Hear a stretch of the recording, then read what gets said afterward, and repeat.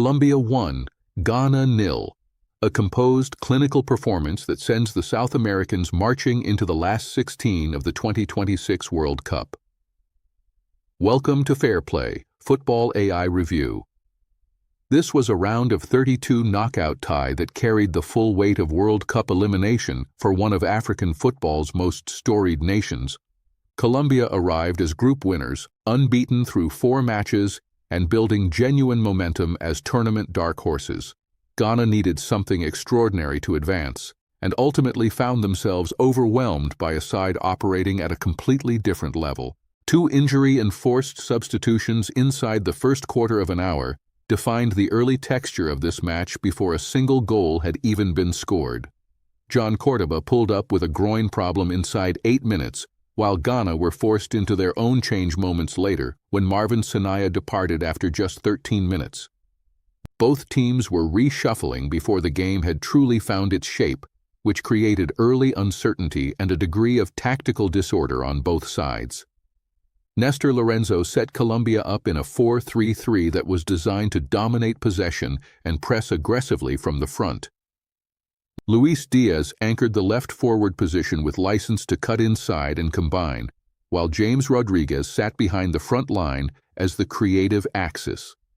The Colombian midfield trio of Gustavo Puerta, Jefferson Lerma, and John Arias was built to press high, win second balls, and support a backline that wanted to play out from depth through Davinson Sanchez's exceptional range of distribution. Ghana's Carlos Queiroz deployed a 4-1-4-1 structure with Thomas Partey sitting deep as the lone holding midfielder and a narrow midfield 4 designed to compact the central spaces. The intention was to frustrate Colombia through the middle, force them wide, and counter through the pace of Antoine Semenyo and Iñaki Williams on the flanks. On paper, the low block had merit, but executing it against Colombia's movement and quality required a level of collective intensity Ghana simply couldn't sustain. The structural mismatch became apparent very early. Colombia's fullbacks, Daniel Muñoz on the right and Johan Mojica on the left, pushed high and wide, stretching Ghana's narrow midfield 4 beyond its designed coverage area. That left Partey isolated as the sole deep midfielder against 3 Colombian midfielders, and the half spaces on either side of Ghana's block became Colombia's primary attacking corridors throughout the night. Colombia controlled the opening exchanges with calm authority, winning the ball quickly when they lost it and recycling possession patiently. The 61% possession they would finish with was not hoarded possession. It was purposeful, directional, consistently threatening. Ghana defended compactly but without conviction, and the early forced substitutions disrupted whatever rhythm Queiroz had planned for his pressing triggers in the first phase. The goal arrived in the 14th minute and was a direct product of Colombia's right-side dominance. John Cordoba's replacement Luis Suarez, the Colombian international, not the Uruguayan, came on and made an immediate decisive contribution. Suarez picked up the ball on the right after a move involving Daniel Muñoz, drove forward, and delivered a sharp, low cross into the 6-yard area. John Arias, arriving late at the back post, struck it first time and drove the ball into the bottom corner for his first goal of the tournament. 2 minutes earlier he'd received a yellow card, and then he delivered the moment that would decide the match. The major talking point of the first half arrived just before the hour mark, but requires a mention here in the context of what might have been for Colombia. In the 57th minute, Luis Diaz believed he had doubled the lead, finishing with typical quality, but the assistant referee's flag went up immediately for offside. Replays suggested it was a close call, but the decision stood, and Colombia were forced to protect a slender 1-goal advantage rather than managing a more comfortable cushion. At the interval, Colombia held a lead their performance entirely merited, but the 1-goal margin preserved a degree of tension. The real question was whether James Rodriguez could sustain his creative intensity in the second half. He had been Ghana's biggest problem in the first, creating multiple opportunities and directing Colombia's attacking patterns with exceptional vision. The answer, it turned out, was that Nestor Lorenzo had already decided to manage that situation. Richard Rios came on at half-time to replace the captain James Rodriguez, a bold tactical choice, prioritizing energy and defensive cover over creative flair as Colombia looked to protect their advantage. It signaled that Lorenzo trusted his team to hold the lead with a more combative midfield unit rather than continuing to push for a second goal.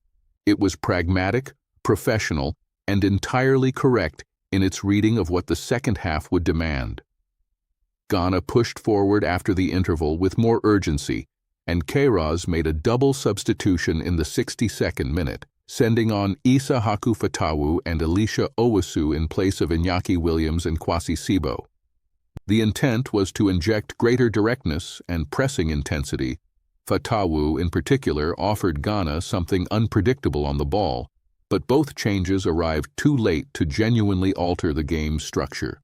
Fatawu earned a yellow card 4 minutes after coming on for dissent, which immediately curtailed his effectiveness by removing his license to take risks. The Juan Fernando Quintero introduction at 73 minutes, replacing the booked John Arias, gave Colombia a player who could hold the ball under pressure in tight spaces and help his side manage the final phase. Quintero's technical quality and composure were exactly what the moment required, and Colombia's game management through the closing stages was impressive, converting possession into clock management with minimum fuss. Ghana made 2 further changes in the 79th minute, bringing on Ernest Nuama and Prince Adu, but by that point the match was effectively over as a contest. The Black Stars had generated an expected goals figure of just 0.27 for the entire 90 minutes, a number that tells its own story about how little they genuinely threatened Camilo Vargas. The Colombian keeper was barely tested all evening, making no saves, a clean sheet earned through defensive organization rather than goalkeeping heroics. The decisive moment of this match was arguably not the goal itself, but the disallowed Diaz effort in the 57th minute. Had that stood, Colombia would have been managing a 2-goal lead rather than grinding through the final 30 minutes with a single-goal cushion. Instead, Ghana had a reason to believe they could find an equalizer. They just never came close to taking it. The possession statistics reflect what was essentially a game of one team dictating terms and another trying to limit damage. Colombia completed 532 accurate passes from 586 total, achieving 91% pass accuracy. Ghana's 312 accurate passes from 376 attempts still represented decent efficiency at 83%, but the volume disparity tells you everything about who controlled the territory and the tempo. Colombia's attacking output was substantial and deserved a wider margin of victory. 20 total shots, 12 inside the box, 8 on target, and an expected goals figure of 2.05 that could reasonably have delivered 3 or 4 goals. Ghana managed 8 shots in total but only 2 inside the box, with every one of them blocked or off target. The XG differential of 2.05 to 0.27 is one of the most one-sided figures you will see in a major knockout match. Defensively, Colombia were rarely tested but exceptionally well organized when Ghana did probe. John Lukumi alongside him was equally solid, despite picking up a yellow card. Ghana's attack never found the combination play to penetrate a defensive unit that had conceded just once in 4 World Cup matches. The standout player for Colombia was Luis Diaz. He was everywhere, constantly probing, constantly threatening. His work rate without the ball matched his quality with it, and the pressure he maintained on Ghana's back 4 created the spaces that Muñoz, Arias, and Puerta exploited throughout. He was the game's most dangerous individual by a considerable distance. For Ghana, Derek Lucassen deserves recognition for a committed defensive performance in an overwhelmingly difficult night.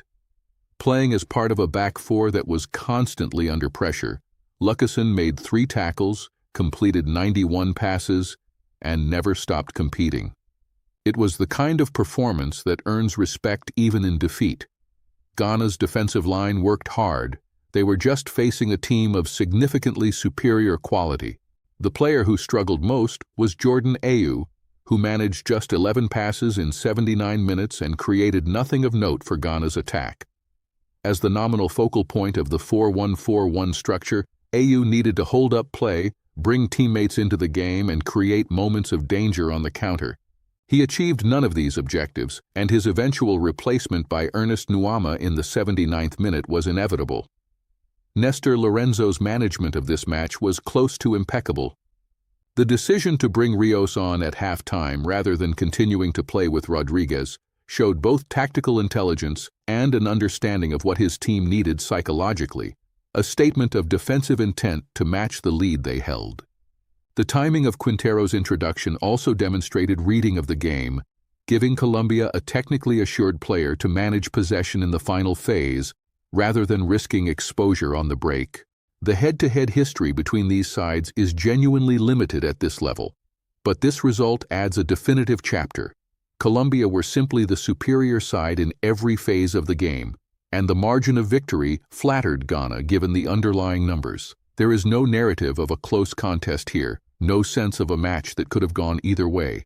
Colombia controlled this fixture from the first whistle. Colombia's recent form validates everything about this performance. Their last 10 competitive results show 6 wins, 3 draws, and a single defeat. That loss to Brazil the sole blemish on a run of results that includes victories over Venezuela, Bolivia, Uzbekistan, and Congo, DR.